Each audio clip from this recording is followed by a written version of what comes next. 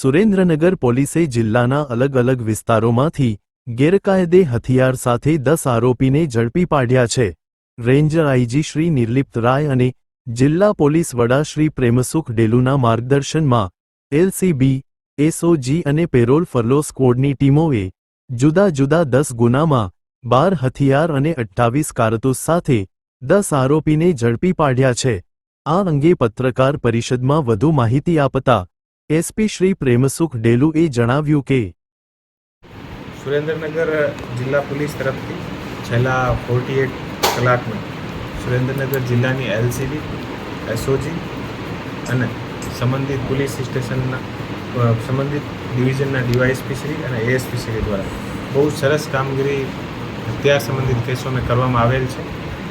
છેલ્લા 48 કલાકમાં ટોટલ 10 અલગ અલગ ગુના દાખલ કરેલ છે અને આ 10 જે અલગ અલગ ગુના છે આ ગુનામાં ટોટલ 12 હથિયાર પકડાયા છે અને ટોટલ જે છે એ 28 કાર્ટીસ અમે સાથે પકડાયા છે.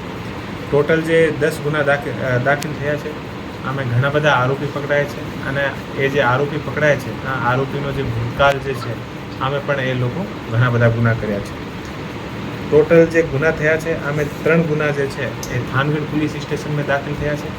એ જે થાનગઢ પોલીસ સ્ટેશનમાં જે 3 ગુના દાખલ થયા છે આમે મેહુલ ઉર્ફે ટેણો મુખ્ય આરોપી છે અને એ લોકો જે છે એ મધ્યપ્રદેશથી અલગ અલગ હથિયાર લઈને આવ્યા છે. આના અલાવા એક ગુનો જે છે એ જોરાવરનગર પોલીસ સ્ટેશનમાં દાખલ થયો છે. આમાં જે આરોપી છે આનું નામ છે જોગી ઉર્ફે મહેશ અને 5મો જે ગુનો છે એ ચૂડા પોલીસ સ્ટેશનમાં દાખલ થયો છે. આમાં જે આરોપી છે આનું નામ છે પ્રવીણભાઈ.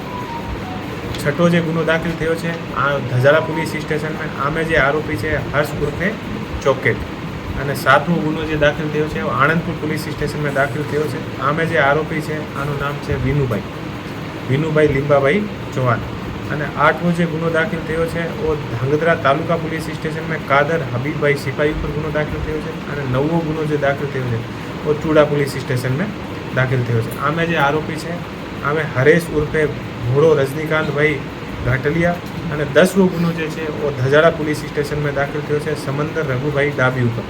ટોટલ 10 ગુના દાખલ થયા છે, 12 હથિયાર પકડાયા છે અને 28 જિંદા જે કારતૂસ છે એ પકડાયા છે.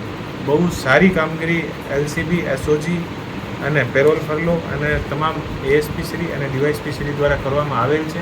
48 કલાકના અંદર આ જે ડ્રાઈવ છે અત્યારે આગળ ચાલુ છે અને આગળ પણ પોલીસને ઘણી બધી લીડ એવી મળી છે. આને ઉપર અત્યારે કાર્યવાહી ચાલુ છે.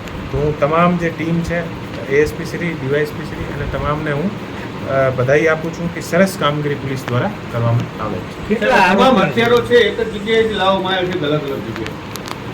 મેં જે રીતે આપને બતાવ્યો કે થાનગઢના જે 3 જે ગુના દાખલ થયા છે એ જે હથિયાર છે એ એમપીથી આવે છે. આ રીતે એ અલગ અલગ જગ્યાથી એ આવ્યા છે અને અત્યારે આની જે પોલીસની તપાસ આગળ ચાલુ છે એ લોકો તમામ લોકો જે છે હથિયાર ક્યાંથી લાવ્યા છે, આ હથિયાર શું કામે લાવ્યા છે અને શું આ હથિયારોથી એ લોકો કરવાના હતા.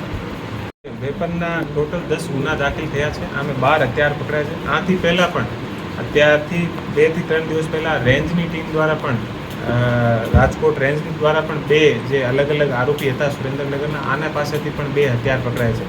આ રીતે આપણે જોવા જઈએ તો છેલ્લા 1 અઠવાડિયાની અંદર ટોટલ 14 આસપાસ હથિયાર, 28 જે છે એ કાર્ટીસ અને અલગ અલગ ઘણા બધા જે આરોપીઓ છે એ પકડાય છે અને આ એક સરસ કામગીરી તમામ જે રેન્જની ટીમ અને જે સુરેન્દ્રનગરની જે એલસીબી અને એસઓજીની ટીમ દ્વારા આ કામગીરી કરવામાં આવી છે અને ફ્યુચરમાં પણ આના જે પ્રભાવ છે આપને જોવા મળશે.